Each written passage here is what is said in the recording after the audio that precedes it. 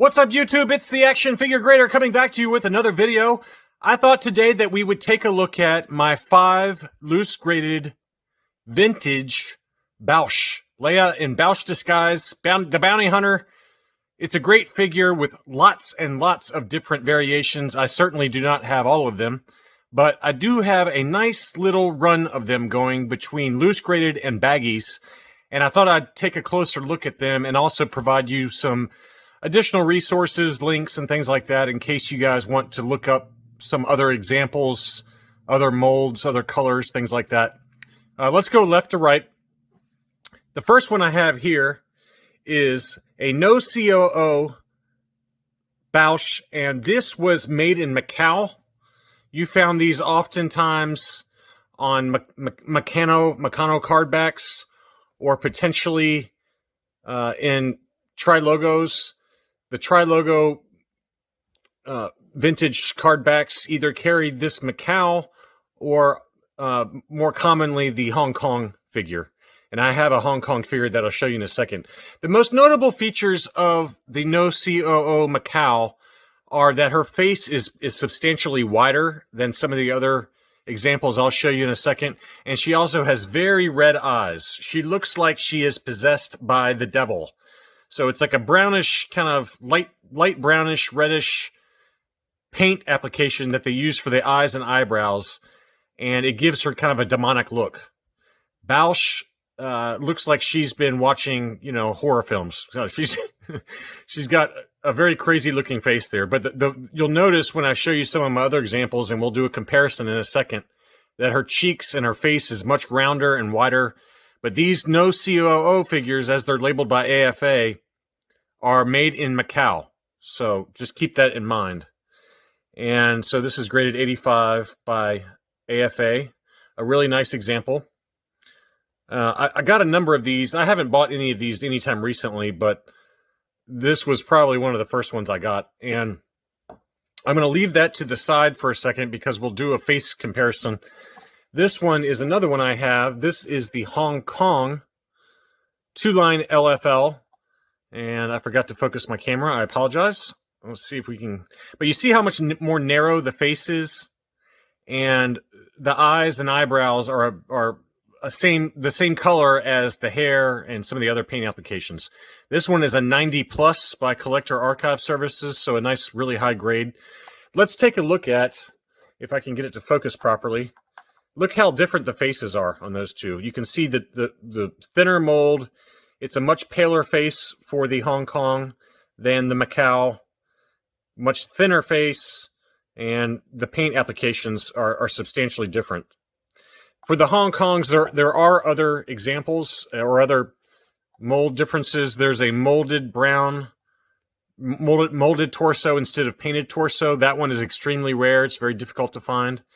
And before I forget, I'm going to put a thumbnail right now in the bottom right-hand corner for, if you're a member of Jabba's Palace or Jabba's Court on Facebook, a gentleman named Mark Andrews is an expert on a lot of these different molds. He put together a fantastic guide on Bausch, the character, a figure focus. He does different figure focuses. And he put together an accessory guide, a mold difference guide, all of the different countries of origin. It's a fantastic guide. I do not feel comfortable using Mark's photos for a lot of that information, but what I will do is include a link in the description for this video in case you want to go check it out. You have to be a member of Jabba's Court or Jabba's Palace, but I will include links to the rifle guide. There are a bunch of different molds for the rifle, the helmet guide, and also the figure with all the different countries of origin. It's a great guide. Mark Andrews is a friend of mine, but I just, in the interest of encouraging folks to join Jabba's, I'll let you guys go check it out if you wish. But anyway, this is the painted torso, but the molded torso is a much more desirable figure. So you can take a look at that there. I needed to cut that off there because I had 2 screaming children. It's a real great treat when you're trying to film and your kids are screaming at each other. So I am back now. Let's take a look at the third one.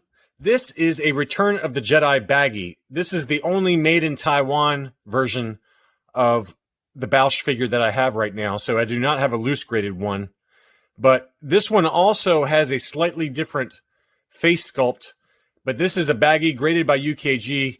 UKG does not mess around with their baggie encasement. It's a massive case, but it looks really cool and kind of a nice centerpiece for my Bausch collection. But let's take a look at the label on this one. Let's see here. This is the Return of the Jedi H baggie. There are a number of different Bausch Return of the Jedi baggies to choose from, either from department store packs or overstock or mail away, things like that. But this is the Return of the Jedi H baggie, Taiwan, country of origin. And this one got an 85 for the figure score and a 90 for the paint score with an overall 85. But it's a slightly different mold. It's very similar in style to the Hong Kong, but it's maybe just slightly finer features, slightly thinner face. So let's do that comparison right now. And you can take a look at that. Hopefully that's coming through. The Hong Kong, at least this one, has a slightly paler complexion to her face, but it's a very similar face sculpt to the Taiwan. Although the Taiwan is a much darker brown, at least my example. Around the paint, especially around the chest, is a much darker paint color. So that is the baggie, or one of the baggies. I've got another baggie here in a second that I'll show you. Next, we've got a really cool one. This is a Letty, made in Mexico. And this one is the light brown version of the torso. There are two different, to my knowledge, Letty Boush's. The most common is the dark brown torso, but there were overstock that had a light brown torso, and that's what this one is. And you can see how much lighter it is than, let's see, I don't know if that's going to come through or not, but you can see this is the made in Macau. You see how much darker that paint is versus the Letty. And then let's take a look at it versus the Hong Kong. That one also is a little bit darker. That the Hong Kong is much closer in paint color in terms of the paint on the torso for with the Macau made. But this is the light brown Letty Boushh, and this one comes with the one I have is displayed with an unpainted overstock helmet. And so these have gotten pretty expensive. The helmet alone can go for 200 plus. But most commonly, at least according to Horatio, who is a friend of mine and a Letty expert, most commonly the light brown is what comes with this overstock unpainted helmet. And if I am incorrect on that, then you guys can burn me at the stake. But that's what my understanding is from reading through some of his guides on the Lettys. But the light brown torso is labeled on the CAS label. It is a Hong Kong COO. It's a very tricky one to identify because the copyright, the C copyright on the back of the leg is a little bit smaller than the true Hong Kong. So they use the Hong Kong mold, but the copyright on the leg is much smaller than the Hong Kong. And I would show that to you if I can. Let's see if we can do that or not. It might be very, yeah, we can't do that because the AFA case is covered up by the legs there, but or by the casing. But this COO or this copyright marking is much smaller. And when I first submitted this overstock helmet and Letty rifle to Collector Archive Services, I accidentally included a Hong Kong instead of a Letty figure. So I got rejected or denied on it. So I had to resubmit it with the correct figure. But anyway, it's very difficult to identify the correct mold, at least for me. The most differentiating point is that there is an extra slot. And let's see if we can get it. It's really difficult to film this. Let's see if we can do it. This buckle above the clasp, there's a little extra slot right where my finger is. Hopefully that's coming through. That is a mold, a very characteristic mold delineation for the Letty. The Hong Kong does not have that little extra slot. So that's the easiest way to identify it versus going by the copyright. But at the time when I was trying to get one of these graded, I did not, the guide made by Mark Andrews did not exist yet. So, so I was I was going on a lot of research using the Imperial gunnery, and so that it was very difficult. But eventually, I did finally find the correct figure. Interestingly enough, the figure that I bought was on eBay, and it was noted as a Lily Letty, but it did not have the correct accessories. Well, I already had the correct accessories. All I needed was the figure, and it was dead mint.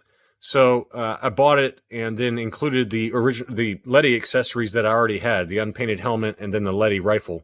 So anyway, this one came back with an 85 plus. So it's a really nice high grade example and a very desirable one nowadays with that overstock helmet. So let's see if we can do kind of a quick slow-mo, but you can see. Now, one thing to note, if you guys are looking for an overstock unpainted helmet like this, be very careful. There's a lot of sleazeballs on eBay that will strip the paint on the Letty helmet.